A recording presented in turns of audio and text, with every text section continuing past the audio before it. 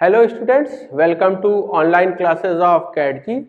आज हम लोग कंटिन्यू करेंगे रिएक्शन मैकेनिज्म।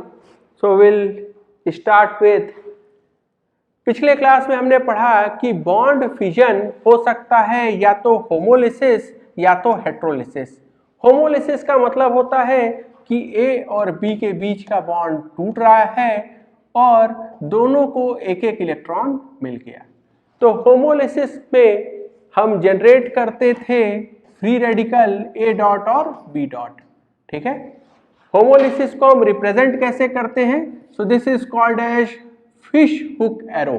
ठीक है, ये हाफ एरो जो होता है, हाफ कर्व्ड एरो, इससे हम लोग रिप्रेजेंट करते हैं।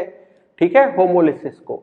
अगला हम लोग बात करेंगे हेट्रोलिसिस का। इस हेट्रोलिसिस से हम लोग जनरेट कर सकते हैं कैटायनिक और एनायनिक स्पीशीज।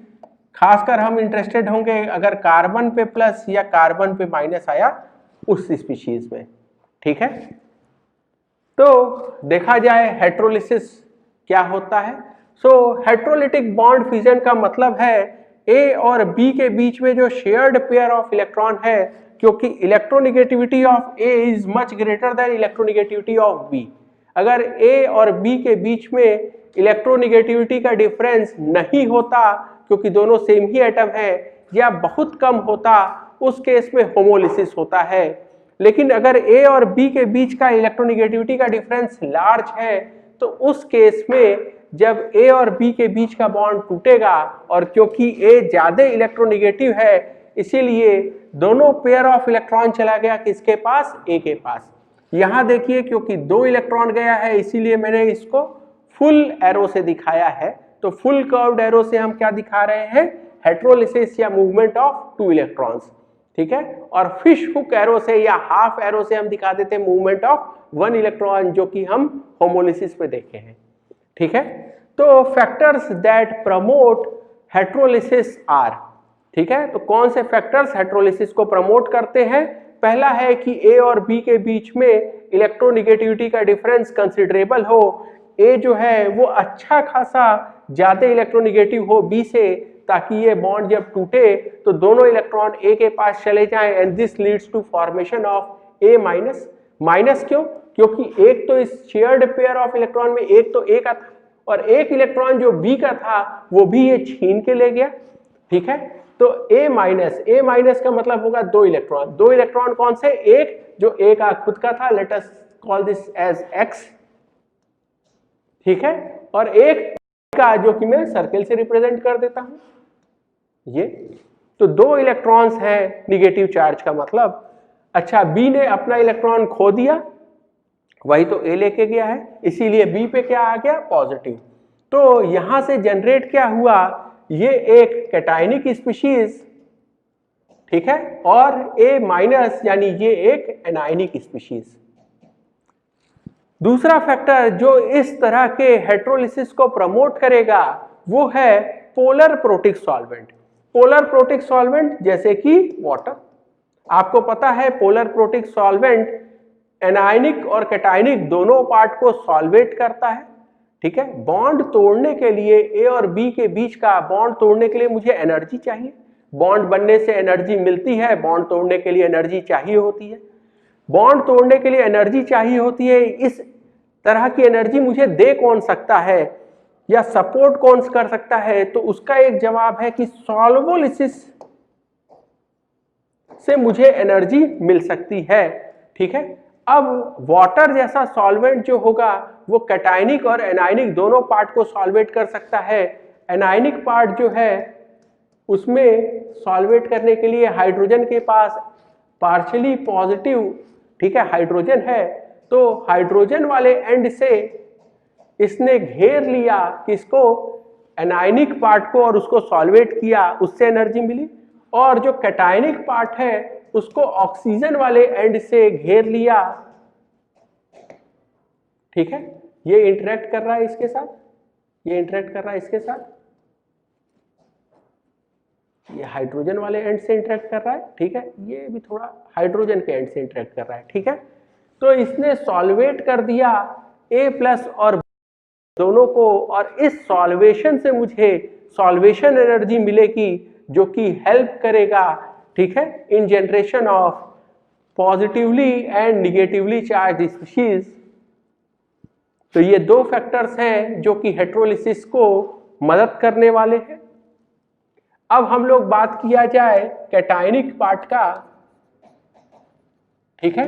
तो जो प्लस चार्ज डेवलप हुआ है वो कहां कहां डेवलप हो सकता है। आप देखिए इन जनरल जो मेटल होते हैं उनका नाम होता है सोडियम, पोटेशियम, कैल्शियम, मैग्नीशियम, सभी के अंत में आता है IUM। IUM रिप्रेजेंट क्या करता है? ये रिप्रेजेंट करता है कि स्पीशीज के पास पॉजिटिव चार्ज या पॉजिटिव चार्ज जनरेट होने का टेंडेंसी है। हम यहाँ इंटरेस्टेड हैं, अगर X यानी हेलोजन पे प्लस चार्ज आया तो उसको क्या कहेंगे? That will be called as halonium, halogen. और IUM जो कि दिखाता है कि इस पे प्लस चार्ज है। ऑक्सीजन पे अगर यही प्लस आया then this is called as oxonium, ठीक है। नाइट्रोजन पे ये प्लस आया, फॉर एग्जांपल RCN, नाइट्राइल जो है मैंने उसको प्रोटोनेट कर दिया, ठीक है, देन दिस बिकम नाइट्रिलियम, ठीक है। तो प्रोटोनेट H+ से भी हो सकता है और लेट्स से R' कर दिया तो यहां पे अगर प्लस चार्ज आ गया ये भी एक नाइट्रिलियम है। Similarly NO2+, this is called as nitronium. अंत में शब्द आ रहा है यहां भी IUM जो कि दर्शाता है कि पॉजिटिव चार्ज है, ठीक है। इसी तरह अगर कार्बन पे प्लस आए तो उसको हम लोग कहेंगे कार्बोकैटायन। कार्बो ये कार्बन शब्द को रिप्रेजेंट करता है और कैटायन यानी उस पे प्लस चार्ज है, ठीक है। तो C+ इज कार्बोकैटायन। ये जो कार्बोकैटायन है इसको हम लोग फर्दर सब डिवाइड कर सकते हैं कार्बोनियम और कार्बीनियम में, ठीक है। देखिए यहाँ दोनों के अंत में IUM तो आ रहा है जो कि दर्शाता है कि दोनों में ही कार्बन पे प्लस चार्ज है। अगर ये कार्बन पेंटावेलेंट है, पेंटावेलेंट कार्बन पे अगर प्लस चार्ज है तो then it is called as carbonium. और अगर ट्राईवेलेंट कार्बन पे प्लस चार्ज है then this is called as carbenium. इस तरह का डिफरेंशिएशन 1972 ऑनवर्ड शुरू हुआ, लेकिन हमारी जो स्टैंडर्ड टेक्स्ट बुक है NCERT वो कार्बोकैटायन कार्बोनियम शब्द को इंटरचेंजेबली यूज करती है, ठीक है, जो कि अब सही नहीं है। लेकिन क्योंकि हमारी टेक्स्ट बुक करती है इसलिए अगर आपको ये डिफरेंस नहीं भी पता तो ठीक है, फिर भी हम लोग सही चीज समझा जाए। देखा जाए कार्बोनियम के एग्जाम्पल क्या है। कार्बोनियम का मतलब होता है कार्बन जो है वो पेंटावेलेंट होना चाहिए। फॉर एग्जाम्पल अगर मेरे पास मीथेन है तो अगर उस पर एक और H+ आ जाए, ठीक है, सो दिस इज मिथेनियम, ठीक है। CH4+ H+, मीथेन और H+ और आ गया तो मिथेनियम, ठीक है।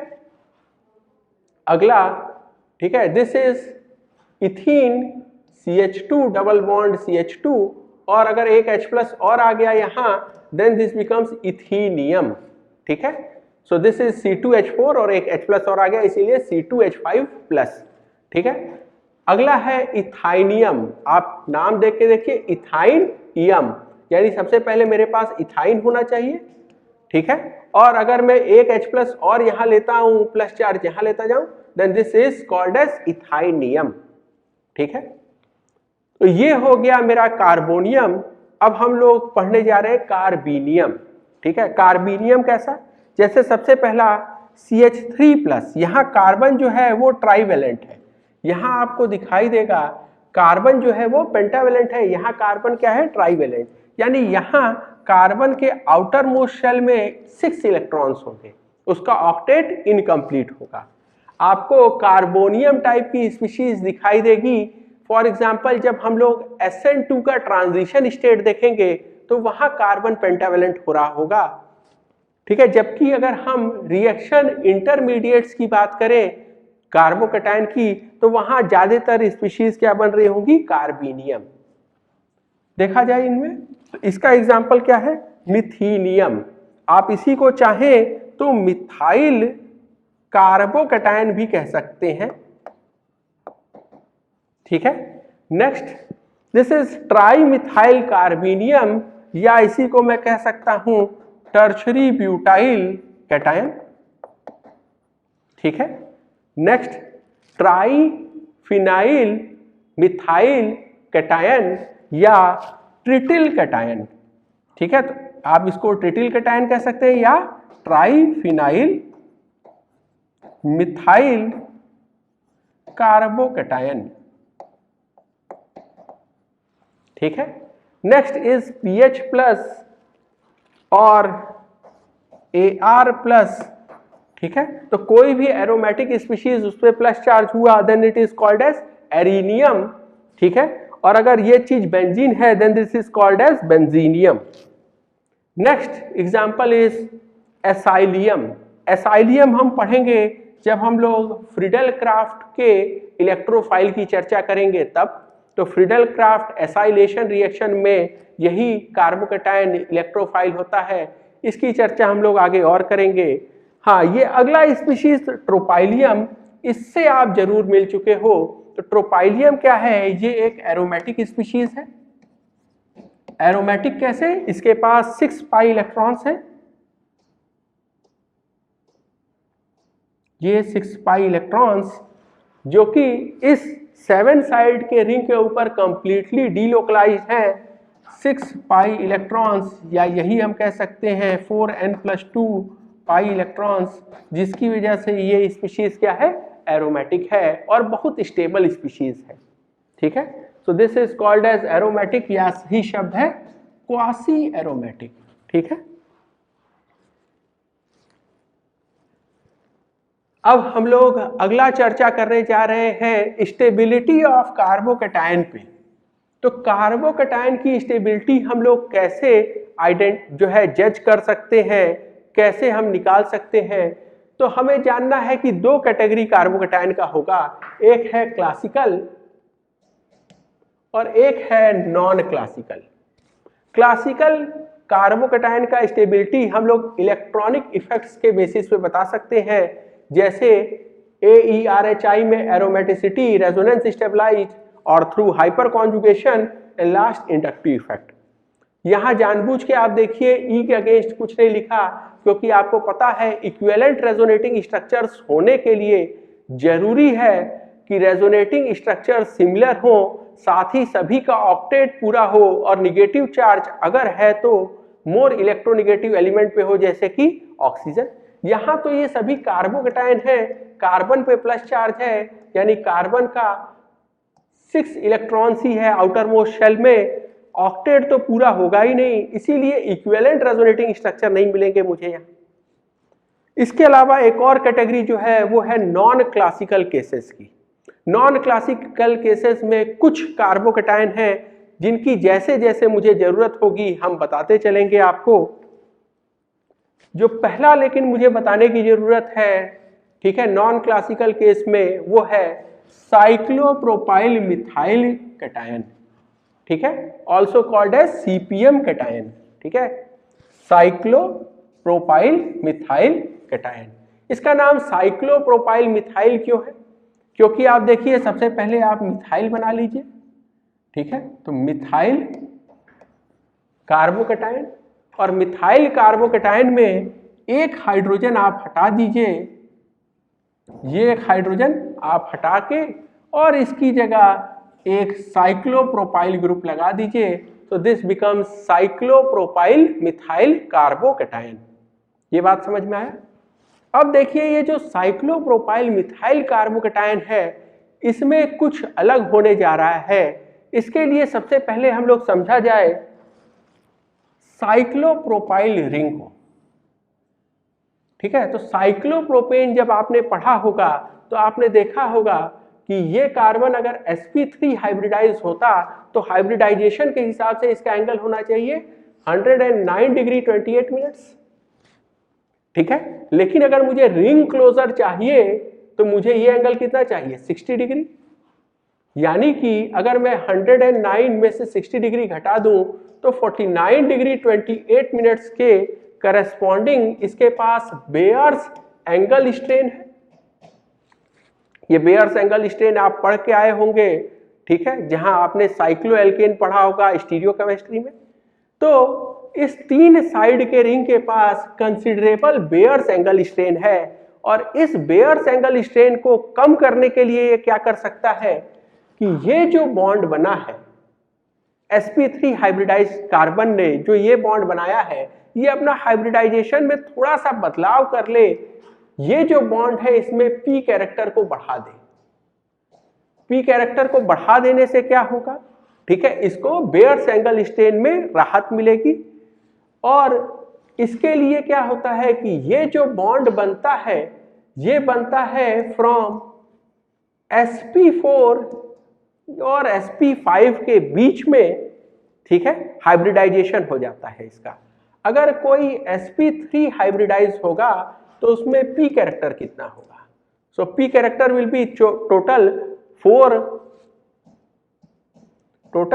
4 ऑर्बिटल्स हाइब्रिडाइजेशन में पार्ट ले रहे हैं, एक s और 3 p, तो टोटल 4 ऑर्बिटल्स हाइब्रिडाइजेशन में पार्ट ले रहे हैं जिसमें कि 3 p है, यानी p कैरेक्टर कितना हो जाएगा 3/4 यानी कि 75 डिग्री 75%, ठीक है। तो इसका p कैरेक्टर है 75%। अगर किसी में 100% p कैरेक्टर होता, इसका मतलब वो पाई बॉन्ड बनाता, ठीक है। पाई बॉन्ड कैसे बनता है, p ऑर्बिटल के लेटरल ओवरलैप से, तो जो बॉन्ड 100% p ऑर्बिटल कैरेक्टर जिसमें होगा वो होगा पाई बॉन्ड। यहां sp3 हाइब्रिडाइजेशन में 75% p कैरेक्टर है। अगर ये जो बॉन्ड जिस ऑर्बिटल से बन रहा है अगर वो sp4 या sp5 होगा तो बट ऑब्वियस है उसमें p कैरेक्टर 75% से ज्यादा होगा, हाँ 100% से तो कम होगा। लेकिन हम कह सकते हैं कि ऐसे बॉन्ड में कंसिडरेबल, ठीक है, आपका पाई बॉन्ड का कैरेक्टर आएगा। और हम देख चुके हैं कि साइक्लोप्रोपेन रिंग में ये जो बॉन्ड बनते हैं ये बेंट बॉन्ड बनते हैं, ऐसा कुछ बेंट बॉन्ड या बनाना बॉन्ड आपने पढ़ा होगा इसको। तो ये बेंट बॉन्ड है या बनाना बॉन्ड है जिसमें मोर p कैरेक्टर है,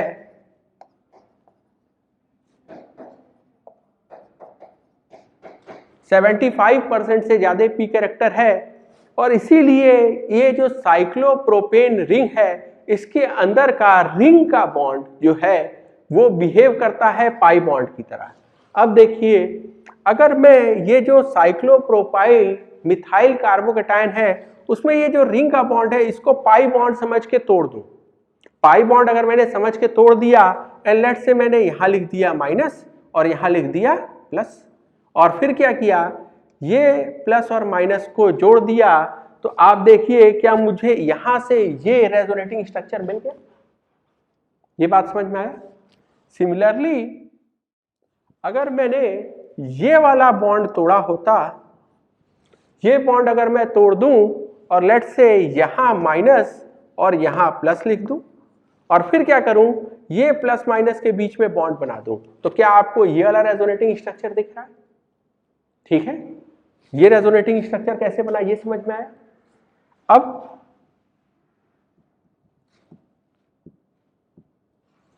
अगर मैं ये बॉन्ड तो तोड़ूं लेकिन यहां लिखूं प्लस और यहां लिखूं माइनस और इस माइनस प्लस को उठा के जोड़ दूं, तो ये बॉन्ड टूट गया और यहां प्लस आ गया। अगर मैं नंबरिंग कर लूं तो 1 2 3 4, ठीक है, this is 1, this is 2, this is 3 and this is 4।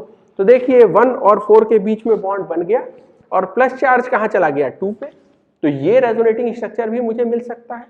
अगर मैं इन सबको मिला के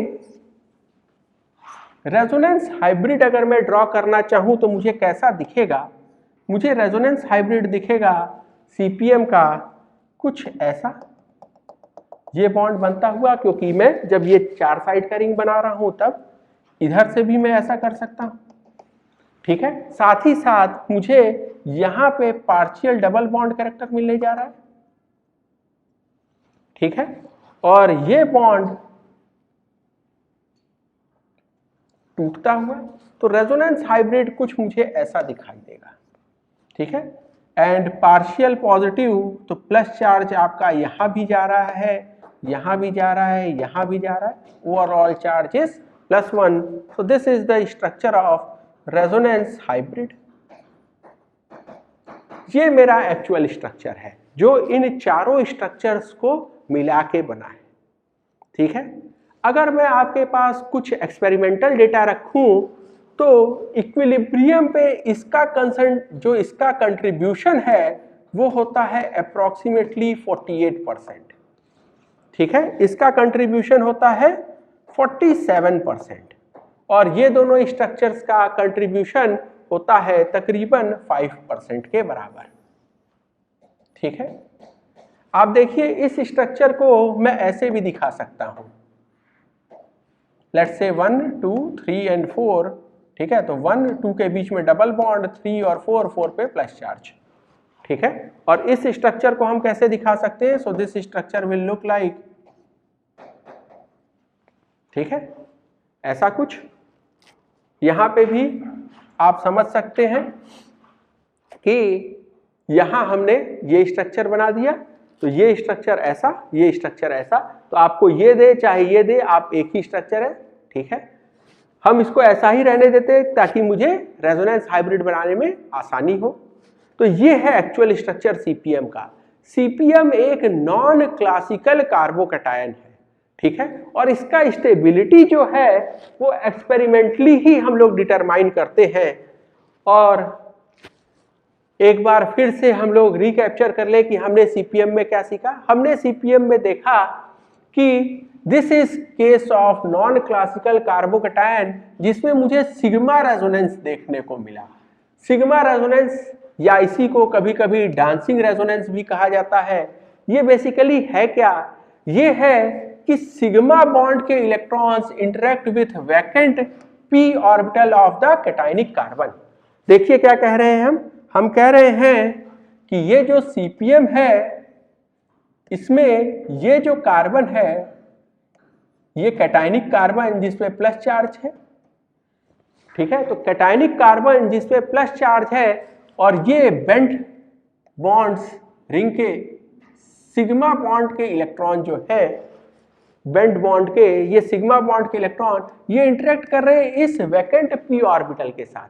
यही वजह है कि हम लोग ये बॉन्ड तोड़ के और यहां से यहां बॉन्ड बना दे रहे थे या इन दोनों के बीच में डबल बॉन्ड बना दे रहे थे. तो ये सिग्मा बॉन्ड टूट जा रहा है, ये सिग्मा बॉन्ड टूट जा रहा है और उसके इलेक्ट्रॉन कहां मूव कर जा रहे हैं? ये जो कैटायनिक कार्बन है इसका वैकेंट p ऑर्बिटल में मूव कर जा रहा है. ठीक है, and that's why this is called as sigma resonance. Sigma resonance का मतलब है सिग्मा बॉन्ड के इलेक्ट्रॉन. कौन से सिग्मा बॉन्ड? रिंग का बेंट. ठीक है, रिंग का बेंट सिग्मा बॉन्ड, उसका इलेक्ट्रॉन कहां मूव कर रहा है? Vacant p orbital. किसका vacant p orbital? Cationic carbon का. ठीक है, और इसीलिए आप देखिए इसमें अगला चीज क्या हो रहा है कि ये जो पॉजिटिव चार्ज था ये पॉजिटिव चार्ज डांस कर रहा है यहां इस कार्बन पे, इस कार्बन पे और इस कार्बन के बीच में.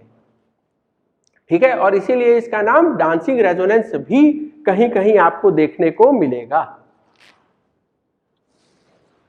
इन सब वजहों से सीपीएम एक स्टेबल कार्बोकैटायन है जिसका स्टेबिलिटी एक्सपेरिमेंटली डिटरमाइंड है. और ऐसा पाया गया कि सीपीएम का स्टेबिलिटी इस बेंजाइलिक कैटायन से,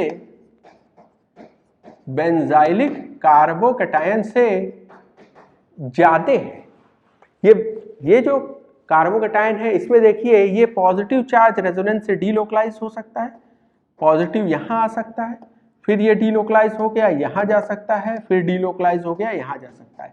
यानी ऑर्थो और पैरा पोजीशन पे ये पॉजिटिव चार्ज रिंग में डीलोकलाइज्ड है और इसके पास अगर आप देखेंगे तो आपको रेजोनेटिंग स्ट्रक्चर भी देखने को मिलेगा. तो ऐसे, ठीक है, रेजोनेंस स्टेबलाइज्ड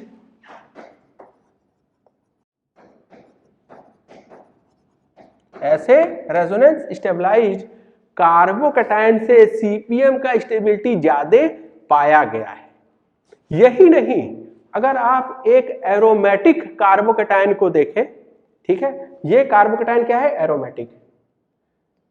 ये देखिए इसमें 2 पाई इलेक्ट्रॉन्स है, ठीक है, तो ये 2 पाई इलेक्ट्रॉन्स वाले एरोमेटिक कार्बोकेटायन से भी सीपीएम का स्टेबिलिटी ज्यादा है, ऐसा कुछ बुक्स में मेंशन्ड है, ठीक है।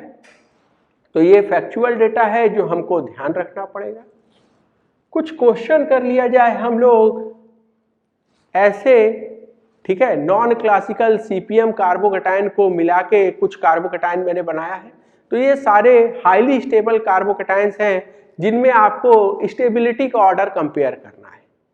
देखा जाए, सबसे पहले आप इसको देखें, ठीक है, इस कार्बोकेटायन को। यहां देखिए ये एक सेंट्रल रिंग है, इसमें रेजोनेंस हो सकता है। अगर आप इस हिस्से को देखें तो ये सीपीएम जैसा दिखता है। इसको देखिए, ये सीपीएम है और साथ ही साथ तीन तरफ से ये साइक्लोप्रोपेन का रिंग लगा हुआ है, ठीक है। ये ट्रोपाइलियम कार्बोकेटायन है जो कि एरोमेटिक है, सो दिस इज एरोमेटिक। और ये PH3C+ ट्रिटिल कैटायन जिसमें कि प्लस चार्ज 3 बेंजीन रिंग पे डीलोकलाइज्ड होगा, ठीक है, तो ये भी है आपके पास। इनमें आपको स्टेबिलिटी का ऑर्डर कंपेयर करना है। तो सबसे पहले हम लोग फर्स्ट, ठीक है, स्पीशीज को देखा जाए, इस स्पीशीज को।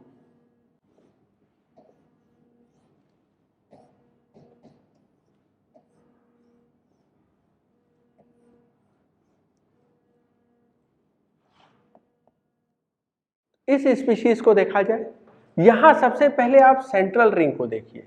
ये सेंट्रल रिंग जो है, क्या ये एरोमेटिक है, ठीक है, तो ये एरोमेटिक है सेंट्रल रिंग। और अगर आप इस हिस्से को देखें तो यहां पे ये कैसा है, क्या ये सीपीएम है, ठीक है। अब ये जो एरोमेटिक रिंग है, इसमें अगर आप डीलोकलाइजेशन देखेंगे तो ये प्लस चार्ज इधर और ये प्लस चार्ज इधर, ठीक है। तो जब प्लस चार्ज यहां जा रहा होगा इस वाले कार्बन पे, ठीक है, तो ये सीपीएम की तरह बिहेव करने लगेगा। जब प्लस चार्ज यहां आ रहा होगा इस कॉर्नर पे, तो ये सीपीएम की तरह बिहेव करेगा।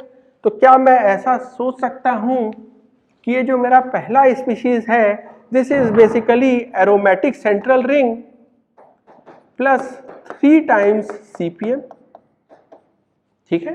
तो ये एक सीपीएम, ये दूसरा सीपीएम, ये तीसरा सीपीएम, और सेंट्रल रिंग कैसा है, एरोमेटिक। कंपैरिजन के लिए मैं इसको ऐसा लिखना चाहता हूं। दूसरा केस देखिए, यहां जिस कार्बन पे प्लस है वो 3 तरफ से साइक्लोप्रोपेन रिंग से घिरा हुआ है, तो क्या मैं इसको लिख सकता हूं, this is basically 3 times CPM, ठीक है। और बट ऑब्वियस है ये एरोमेटिक भी है और 3 टाइम्स सीपीएम है, ये 3 सीपीएम है, यानी 1-2 से ज्यादा स्टेबल होने जा रहा है।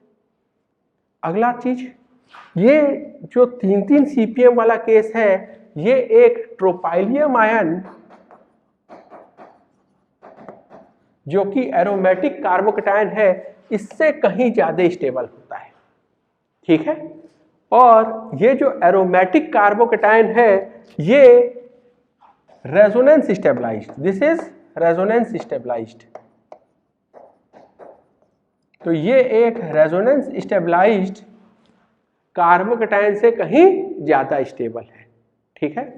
इसकी स्टेबिलिटी इससे कहीं ज्यादा है।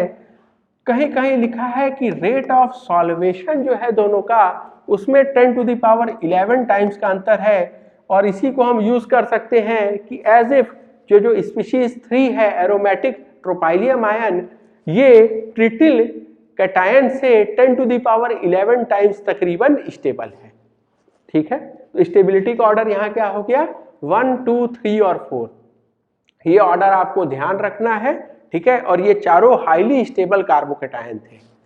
अब हम लोग कंपेयर करने जा रहे हैं कुछ कार्बोकेटायंस की स्टेबिलिटी जो कि बहुत कम स्टेबल है, ठीक है। तो लीस्ट स्टेबल कार्बोकेटायंस के बीच में हम लोग स्टेबिलिटी का ऑर्डर निकालना चाह रहे हैं, ठीक है। देखा जाए CH3+, CH3+ के पास स्टेबलाइज होने का क्या तरीका है, क्या ए, ई, आर, एच, आई में से कोई भी एप्लीकेबल है? जवाब है नहीं, इनमें से कोई भी एप्लीकेबल नहीं है। ठीक है, तो ये एक ऐसा कार्बोकैटायन है जो कि कोई भी इलेक्ट्रॉनिक इफेक्ट से स्टेबलाइज नहीं हो रहा है। अगर हम अगला स्पीशीज देखें तो इसकी बात करें, यहां जो प्लस चार्ज है CH4 में कार्बन sp3 हाइब्रिडाइज होता है, CH3 प्लस में कार्बन इज sp2 हाइब्रिडाइज्ड। तो यहाँ sp2 हाइब्रिडाइज्ड कार्बन पे इलेक्ट्रॉन डेफिशिएंसी है, जबकि यहाँ एक इलेक्ट्रोनिगेटिव sp कार्बन पे इलेक्ट्रॉन की डेफिशिएंसी है। ये बात समझ में है? तो इस कार्बन का हाइब्रिडाइजेशन क्या है? sp इलेक्ट्रोनिगेटिव, ठीक है, कार्बन हैज इलेक्ट्रॉन डेफिशिएंसी, और यही वजह है डेफिशिएंट। ठीक है, तो इसीलिए ये तो और भी ज्यादा अनस्टेबल है। अब इसका कंपैरिजन हम करें pH प्लस से, यहां भी जिस कार्बन पे पॉजिटिव चार्ज है वो sp हाइब्रिडाइज्ड है, और इलेक्ट्रोनिगेटिव कार्बन जो sp हाइब्रिडाइज्ड है, साथ ही साथ ये जो बगल के ग्रुप्स हैं, ठीक है, ये क्या लगा रहे होंगे? माइनस आई इफेक्ट, और भी इसको डिस्टेबलाइज कर रहे होंगे। एक बात ध्यान रखिएगा कि pH plus is not resonance stabilized. हालांकि ये बात हम एक बार आपको pH डॉट की स्टेबिलिटी में समझा चुके हैं, लेकिन फिर से एक बार बता दें। ये देखो, बेंजीन रिंग में ये अगर बेंजीन होता तो ये इसके p ऑर्बिटल्स होते जो कि आपस में ओवरलैप कर रहे हैं। ठीक है, और जब आपने एक H माइनस निकाल लिया तो ये जो निगेटिव चार्ज है, ठीक है, ये एक कैसे ऑर्बिटल में है? ये एक ऑर्बिटल में है जो कि, अब इसका हाइब्रिडाइजेशन देखिए, ये जो ऑर्बिटल में है वो ऑर्बिटल इस p ऑर्बिटल जो कि रेजोनेंस में पार्टिसिपेट करते हैं, ठीक है, तो ये ऑर्बिटल और ये ऑर्बिटल एक दूसरे के परपेंडिकुलर है। तो एक परपेंडिकुलर ऑर्बिटल में ये निगेटिव चार्ज, सॉरी ये पॉजिटिव चार्ज है। ठीक है, तो ये पॉजिटिव चार्ज अगर परपेंडिकुलर ऑर्बिटल में है तो क्या ये रेजोनेंस से डीलोकलाइज हो सकता है? जवाब है नहीं। So this is not resonance stabilized. ठीक है, रेजोनेंस स्टेबलाइजेशन होने के लिए ये जो ऑर्बिटल है इसको p ऑर्बिटल के साथ पैरेलल होना जरूरी था। ठीक है, जबकि ये तो परपेंडिकुलर है।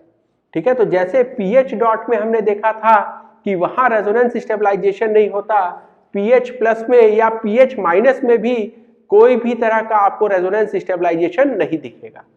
ठीक है,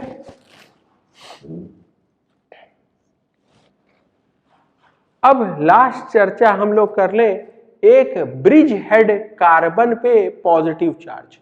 जब ब्रिज हेड कार्बन पे पॉजिटिव चार्ज होगा तो इसका हाइब्रिडाइजेशन क्या हो जाएगा? This will be sp2 hybridised.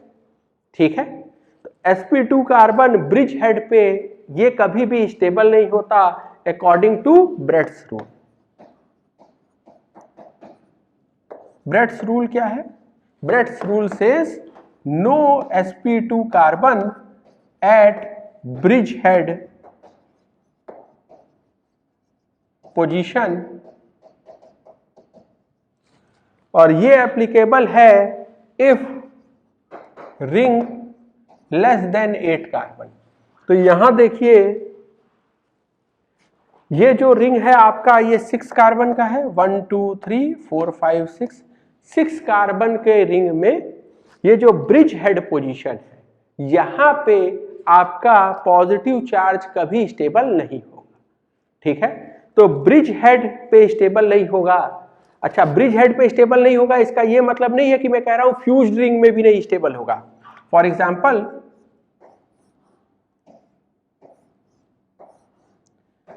यहां प्लस चार्ज स्टेबल है,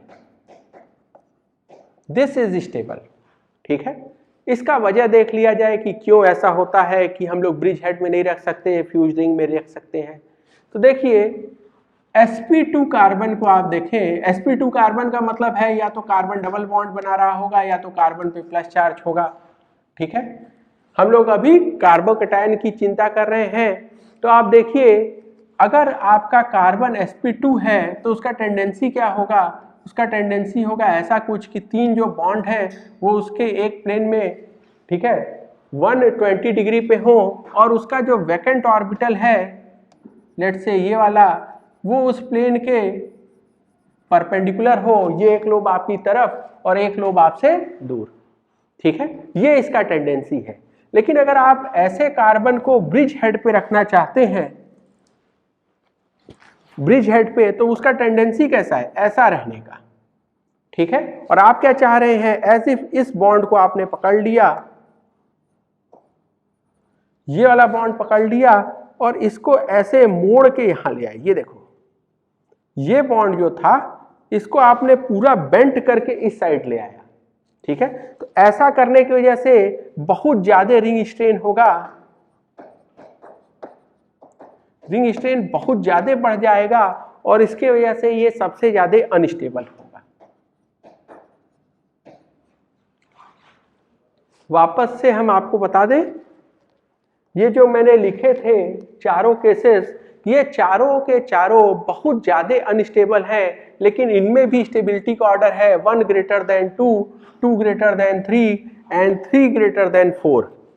ठीक है, तो ये जो आपका कार्बोकैटायन बना है जिसमें ब्रिज हेड पे पॉजिटिव चार्ज आ रहा है, ये दुनिया का सबसे खराब कार्बोकैटायन होने जा रहा है।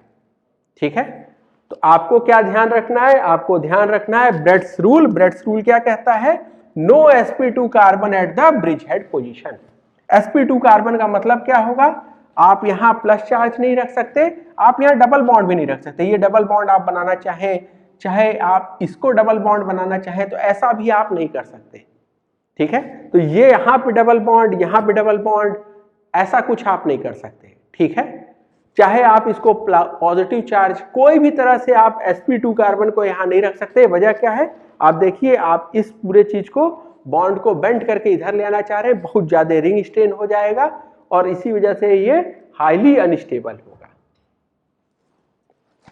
अब हम लोग कुछ केसेस पढ़ लिए जाए। ठीक है, क्लासिकल कार्बोकैटायन का, वैसे तो आप ये पिछले साल इलेक्ट्रॉनिक इफेक्ट में पढ़ के आए हैं और इसीलिए हम लोग कुछ क्वेश्चन के थ्रू इसको जल्दी से अटेम्प्ट करके देखेंगे। सबसे पहले आप ये दोनों का कंपैरिजन देखिए। अगर आप हाइपर कॉन्जुगेशन से देखेंगे तो ये alpha carbon, this has 3 alpha hydrogen, this one has 2 alpha hydrogen, लेकिन साथ ही साथ एक CH3 का प्लस आई भी है। तो CH3 का यहाँ प्लस आई भी है, या अगर आप हाइपर कॉन्जुगेशन भूल जाएं तो आप यहाँ लिख सकते हैं C2H5 का प्लस आई। ठीक है, और यहाँ पे आपको क्या दिखाई देगा? मिथाइल का प्लस आई। कंफ्यूजन हो सकता है आपके दिमाग में कि हाइपर कॉन्जुगेशन की बात मानूं या इंडक्टिव इफेक्ट की बात मानूं, क्योंकि हाइपर कॉन्जुगेशन ये ऑर्डर बताता है, इंडक्टिव इफेक्ट ये ऑर्डर बताता है। ठीक है, और इंडक्टिव इफेक्ट और हाइपर कॉन्जुगेशन में ज्यादा इंपॉर्टेंट, ज्यादा जो है वो स्ट्रॉन्गर इफेक्ट कौन है? Hyper conjugation.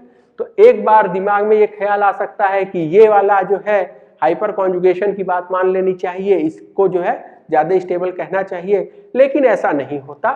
ठीक है, स्टेबिलिटी का ऑर्डर क्या है? ये। ठीक है, एक अल्फा हाइड्रोजन का सिर्फ अंतर है और यहां CH3 है जिसका प्लस आई लग रहा है। ठीक है, तो ऐसा कंफ्यूजन दिमाग में नहीं रखिएगा। अगर आप वो क्वेश्चन समझ गए तो आपको ये करने में भी कोई दिक्कत नहीं होगा। यहां आप देखिए 3 अल्फा हाइड्रोजन, 1 अल्फा हाइड्रोजन। ठीक है, और अगर हम यहां पे बात करें तो यहां CH3 का प्लस आई और यहां आइसोप्रोपाइल का प्लस आई। ठीक है, अगेन जैसा पिछले केस में हुआ था, एक अल्फा हाइड्रोजन को एक CH3 का प्लस आई काउंटर कर सकता है। Stability order is again this. ठीक है, तो ये केसेस हैं जिनमें आपको कंफ्यूजन हो सकता है, इसलिए जानबूझ के ये केसेस उठाए जा रहे हैं। अगला देखा जाए, PH CH2 plus and CH3 thrice C plus. यहां पे क्या होगा, resonance over one ring, resonance over one benzene ring. और यहां आपको क्या दिखाई देगा, यहां पे रेजोनेंस तो नहीं है लेकिन अल्फा हाइड्रोजन है, कितने, 3 into 3, 9 अल्फा हाइड्रोजन। ठीक है, इसकी वजह से हाइपर कॉन्जुगेशन। अगेन आपको लगेगा रेजोनेंस जो है ये तो हाइपर कॉन्जुगेशन से ज्यादा मजबूत इफेक्ट है, लेकिन अगेन आप देखिए यहां रेजोनेटिंग स्ट्रक्चर्स की वजह से CH2 का प्लस चार्ज डीलोकलाइज्ड होके 3 कार्बन पे जाने वाला है, ऑर्थो और पैरा पोजीशंस पे जो है, और यहां 9 अल्फा हाइड्रोजन है। ठीक है, और अगेन जो ऑर्डर आता है वो है ये वाला कि 9 अल्फा हाइड्रोजन का हाइपर कॉन्जुगेशन मिलके एक रिंग के रेजोनेंस के ऊपर भारी पड़ता है। Again order is experimental. ठीक है, हम ये जरूर कह सकते हैं कि एक अल्फा हाइड्रोजन से एक रेजोनेंस, ठीक है, ये ज्यादा स्टेबल होगा, लेकिन जब उनकी संख्या हम बदल दें तो ऐसी बात नहीं कह सकते। फॉर एग्जाम्पल आपको पता है एक 50 रुपए का नोट और एक 100 रुपए के नोट में किसकी वैल्यू ज्यादा है, बोले 100 रुपए के नोट की वैल्यू ज्यादा है।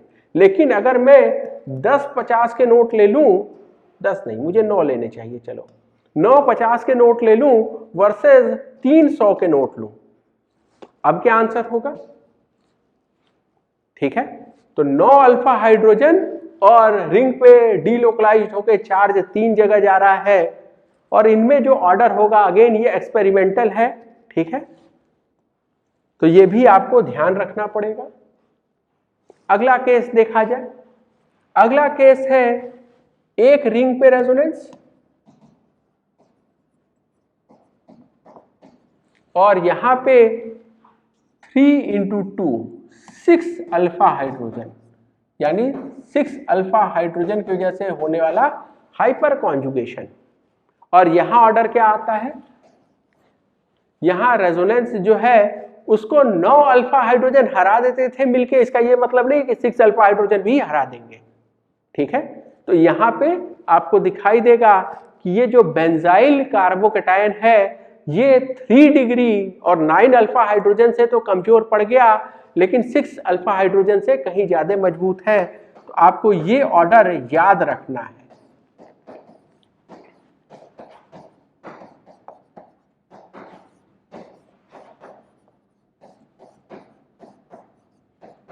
ठीक है, ये ऑर्डर आपको याद होना चाहिए। 9 अल्फा हाइड्रोजन, ठीक है, हाइपर कॉन्जुगेशन, ये एक रिंग के रेजोनेंस को, ठीक है, इस पे भारी पड़ता है, लेकिन 6 अल्फा हाइड्रोजन ये कमजोर है एक रिंग के रेजोनेंस से। अगला केस देखा जाए। नेक्स्ट केस हम कंपेयर करने जा रहे हैं इन दो कार्बोकैटायंस को। जो चीज सिमिलर है सबसे पहले उसको हटा दिया जाए। फॉर एग्जांपल आप देखिए ये CH3 जो बॉक्स में मैंने बंद किया और ये CH3, ये तो दोनों में कॉमन है। तो मुझे अगर दोनों में अंतर बताना है तो जो चीज डिफरेंट है उससे बताया जाए। अगर ये हटा दिए तो ये CH3 का 3 अल्फा हाइड्रोजन, ये CH3 का 3 अल्फा हाइड्रोजन, यानी टोटल 6 अल्फा हाइड्रोजन मुझे यहां मिला। और यहां पे क्या मिला, एक रिंग का रेजोनेंस। और अभी हमने देखा कौन भारी पड़ने वाला है इनमें। ठीक है, ऐसा क्यों हुआ, क्योंकि 3 अल्फा हाइड्रोजन जो CH3 के पास थे, ठीक है, वो तो दोनों में ही कॉमन हो गया। तो जो मैंने ब्रैकेट में बंद कर रखा है बड़े बॉक्स में CH3 को, उसका 3 अल्फा हाइड्रोजन तो दोनों में कॉमन है। अंतर कहां से आया, एक रिंग का रेजोनेंस वर्सेस 6 अल्फा हाइड्रोजन मैंने कंपेयर किया और स्टेबिलिटी बता दिया। ठीक है, अगला केस देखा जाए। यहां देखिए ये CH2 पे प्लस है और इसके साथ रिंग अटैच है, बेंजीन रिंग। ठीक है, तो ये तो सब में कॉमन है। डिफरेंट क्या है, CH3 CH, ये है आइसोप्रोपाइल और ये है क्या, टर्शरी ब्यूटाइल। अब आप देखिए कि यहां हम लोग चर्चा कर सकते हैं या तो प्लस H इफेक्ट की या तो प्लस I इफेक्ट की। प्लस H और प्लस I में कौन सा इफेक्ट जो है वो ताकतवर इफेक्ट है, स्ट्रॉन्गर इफेक्ट है। जवाब है प्लस एच, यानी आंसर तो हमको प्लस एच से ही बताना चाहिए। जब प्लस एच पे बात बराबरी पे आ जाएगी तब प्लस आई सोचेंगे, अदरवाइज प्लस आई को नेग्लेक्ट किया जाए। प्लस एच इफेक्ट क्यों आता है? Plus H effect is plus R effect या resonancing effect due to hyperconjugation. तो हाइपर कॉन्जुगेशन की वजह से आने वाला मीजोमेरिक इफेक्ट या रेजोनेंस इफेक्ट ही कहलाता है प्लस एच इफेक्ट। और यहां पे इसके लिए क्या अवेलेबल है? 3 अल्फा हाइड्रोजन, ठीक है। यहां पे इसके लिए क्या अवेलेबल है? 1 अल्फा हाइड्रोजन। और यहां क्या अवेलेबल है? 0 अल्फा हाइड्रोजन।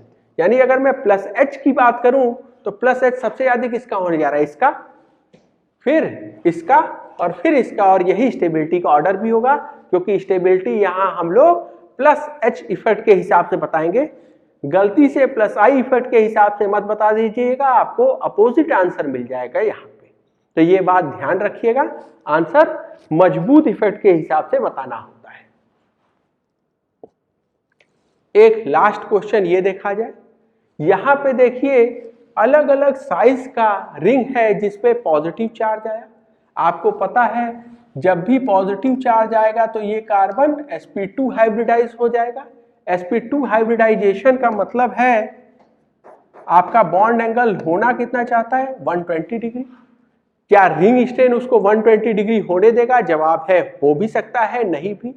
तो रिंग स्ट्रेन हो सकता है उसको 120 डिग्री होने को अलाउ करे, हो सकता है ना अलाउ करे। जब भी आपका रिंग के साइज की वजह से ये एंगल, ठीक है, हाइब्रिडाइजेशन के एंगल 120 के बराबर नहीं होगा, तो उस केस में क्या होगा? आपके पास बेयर्स एंगल स्ट्रेन, ठीक है। और आपको बेयर्स एंगल स्ट्रेन के हिसाब से ही आपको स्टेबिलिटी का ऑर्डर बताना होगा। तो देखा जाए यहां ये 6 साइड का रिंग है और ये इंटरनल एंगल कितना होता है? रेगुलर हेक्सागन में 120 डिग्री, यानी यहां बेयर्स एंगल स्ट्रेन होने का चांसेस कम है, ठीक है। किसी भी, ठीक है, रेगुलर पेंटागन में इंटरनल एंगल कितना होता है? तो ये एंगल होता है, this angle is 360 by 572 degree. तो ये एंगल कितना हो जाएगा? 108 डिग्री। तो ये एंगल है कितना? 108 डिग्री, ठीक है। रेगुलर पेंटागन के हिसाब से हाइब्रिडाइजेशन चाहता है 120 डिग्री, यानी यहाँ बेयर्स एंगल स्ट्रेन होगा कितना? 120 डिग्री माइनस 108 डिग्री। यहां पे देखा जाए यहां हो जाएगा 120 डिग्री माइनस 90 डिग्री और यहां पे 120 डिग्री माइनस 60 डिग्री। तो बेयर्स एंगल स्ट्रेन सबसे ज्यादा कहां है? यहां पे 60 डिग्री का, यहां पे उससे कम 30 डिग्री का, यहां पे उससे भी कम तकरीबन 12 डिग्री का, और यहां पे ऑलमोस्ट 0। और इसीलिए स्टेबिलिटी का ऑर्डर क्या होगा? अच्छा, ये ट्रेंड आपको याद भी रखना है कि आप पॉजिटिव चार्ज कभी भी, ठीक है, छोटे रिंग पे नहीं ले जाना चाहते, ठीक है। तो इसका हम लोग आगे रिंग एक्सपेंशन या रिंग कॉन्ट्रैक्शन में आगे इस्तेमाल भी करेंगे, ठीक है। We will continue in the next lecture. Thank you.